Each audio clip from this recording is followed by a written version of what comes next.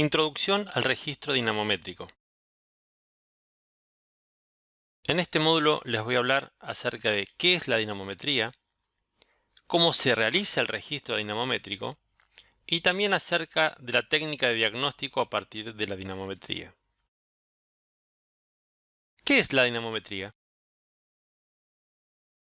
Partamos de la base de definir qué es un dinamómetro. El dinamómetro es un instrumento para medir fuerzas basado en la capacidad de formación de los cuerpos elásticos. El dinamómetro se basa en la proporcionalidad directa que existe entre la fuerza aplicada y la deformación que producen los materiales elásticos. Básicamente es una balanza.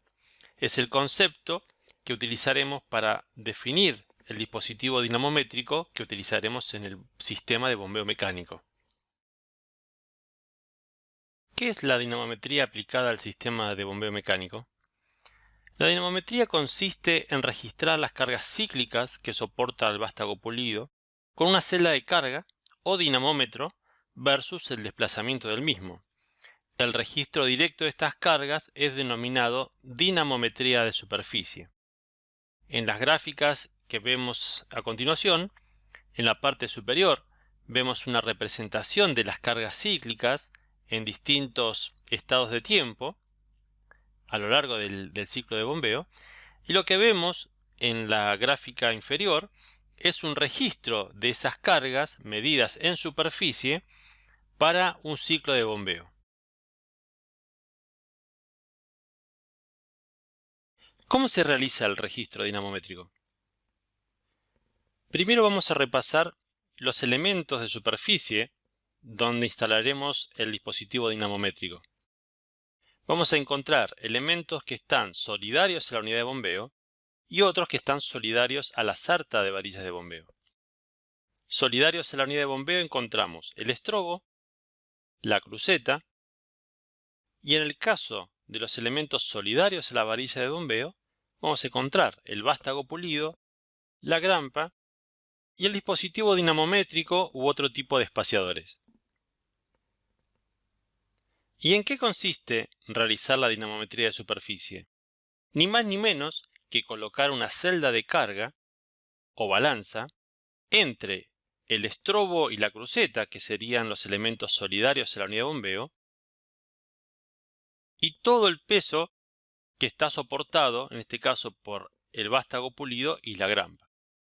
Por lo tanto, lo que tendremos registrado en nuestro dispositivo dinamométrico o en nuestro registrador dinamométrico es el peso de las varillas y las cargas asociadas.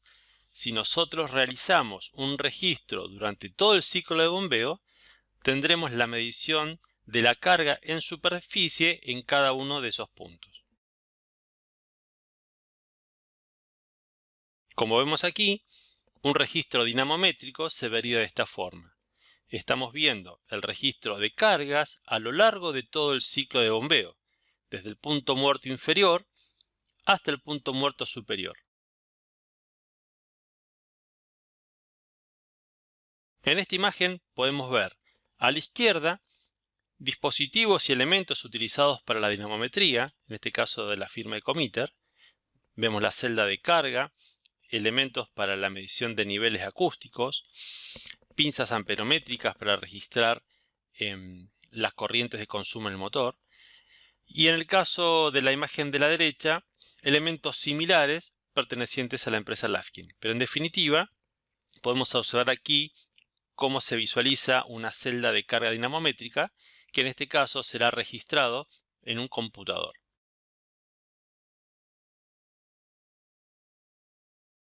Ahora les voy a hablar acerca de la dinamometría de superficie y fondo.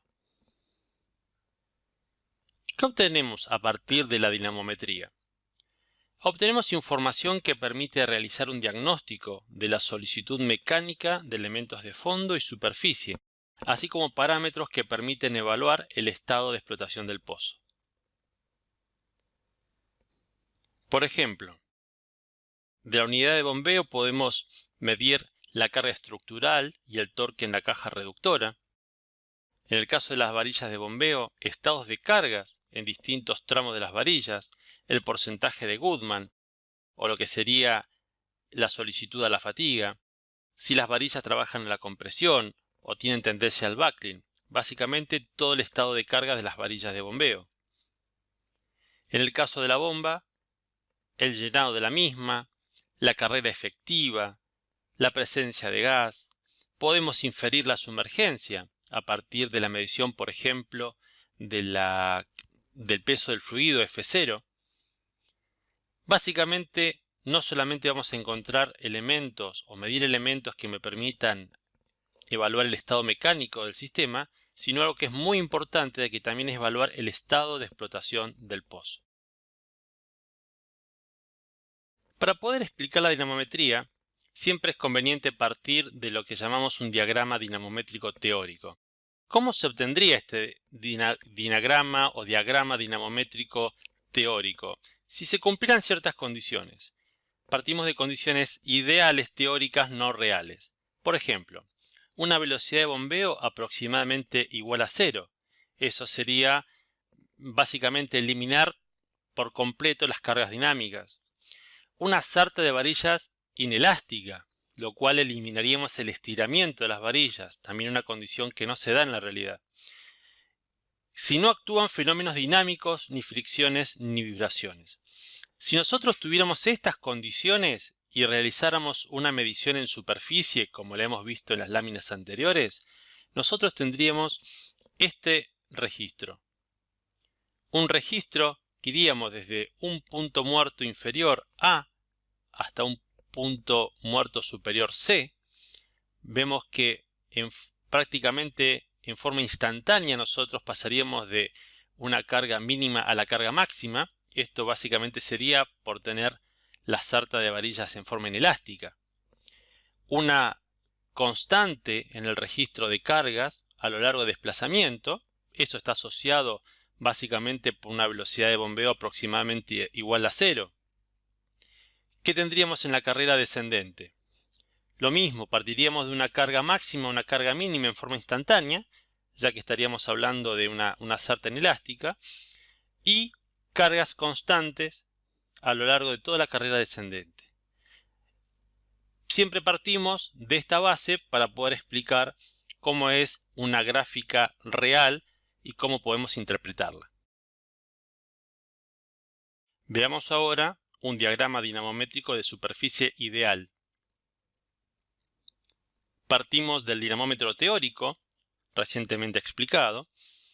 Ahora bien, si nosotros tuviéramos una sarta elástica y mantuviéramos una baja velocidad de bombeo, es algo que se puede llegar a dar en la realidad también, que tengamos una baja velocidad de bombeo, ya estaríamos teniendo un dinamómetro A, B', C' y D, que es un paralelogramo. Si lo viéramos en este registro, estaríamos representando un dinamómetro ideal, donde vemos desde el punto A y B', que ya no es un recupero de cargas en forma instantánea como el teórico, sino que ya tenemos un estiramiento de varillas, es decir, ya vamos a tener que recorrer una cierta longitud para llegar a la carga máxima. Y en cierta forma lo que tenemos en esta gráfica es lo que llamamos un dinamómetro ideal, que siempre lo tomamos como referencia. Seguimos hablando de dinamómetros de superficie, cargas medidas en la superficie en el vástago pulido.